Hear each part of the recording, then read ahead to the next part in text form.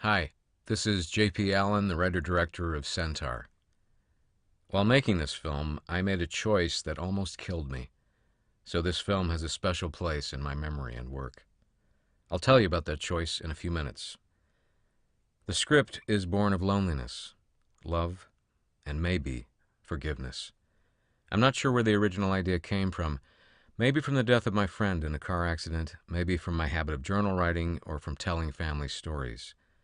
My first record of the idea is a journal entry in January 2009, just a fragment that I referred to as autobiography. In the months that followed, I continued to think about the idea, a man planning a murder of revenge, and then in early June I decided to write a script in the form of a journal, and as the character would, one day at a time. Based on my favorite number, I decided on the number of days, 33, and in the following 33 days I wrote the entire script. For me, the story flowed rapidly in strange, unpredictable patterns, like shining mercury. Each day, when I finished writing an entry, my hands were literally shaking with energy and passion, with desire restrained, because I had to wait until the next day to move forward. The original title was For Jennifer. I decided to include a few true stories in the script in order to emotionally ground it and give it a full sense of reality. Most important is the Lake Tahoe story that describes a dangerous mistake I made when going out on the lake in a raft during a storm. In late December 2009, about 6 months after completing the script, I began filming. Again, I decided to make the film as the character would make his video journal. In other words, aside from the actors Chris Pfluger and Amy Mordecai, I made the film completely alone, with no production staff. This method was strangely appropriate and addictive. I entered a kind of secret world.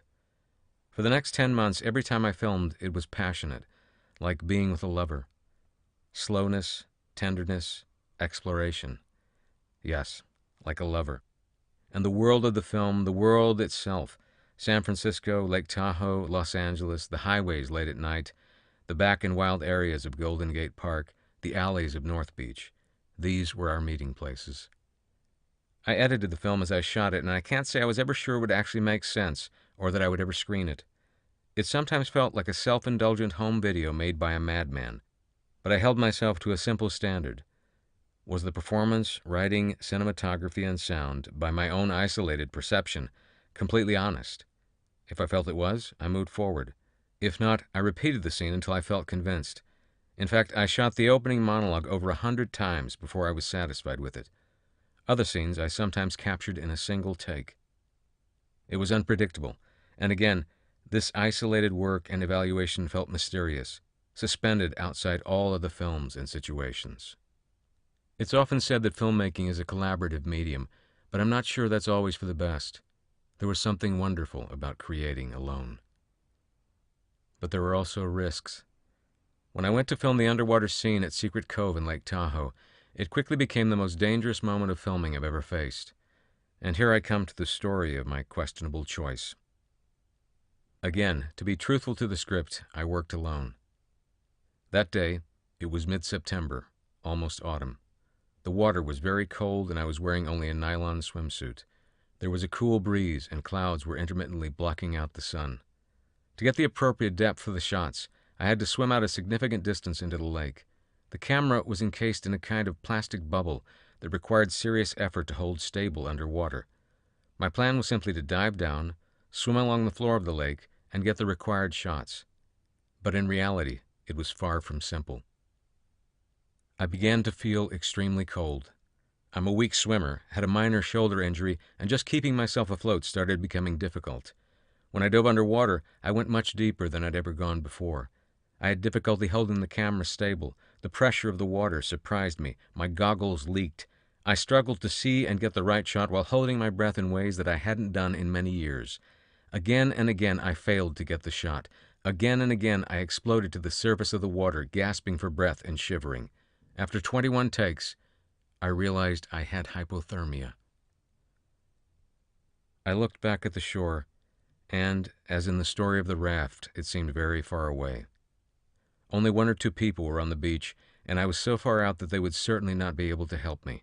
I was exhausted, shivering, didn't have what I needed, and understood that I was now in danger of drowning. I had to make a choice. Was I physically capable of going underwater one more time, holding the camera stable, getting the shot, and then returning to shore? I tried to relax and float. I felt confused and my heart was pounding. The sun came out briefly, and I looked at the vast lake and the mountains in the distance. My mind flashed on all that had happened over the months of filming, all the scenes and images I had captured. I thought of my friend dying in the car accident, and of my family far away. The film was almost complete. Fall and winter were coming. If I didn't get the shot now, I probably wouldn't get it until next summer. The choice was obvious to me, and as I floated, I laughed. It was a small, strange, personal film that only a few people even knew existed, and maybe I was a self-indulgent madman, but I loved the film and the challenge of creating it with all my heart. I gathered all my strength and concentration and skill, took a deep breath, and dove, deeper than I'd ever gone before, into the dark green water.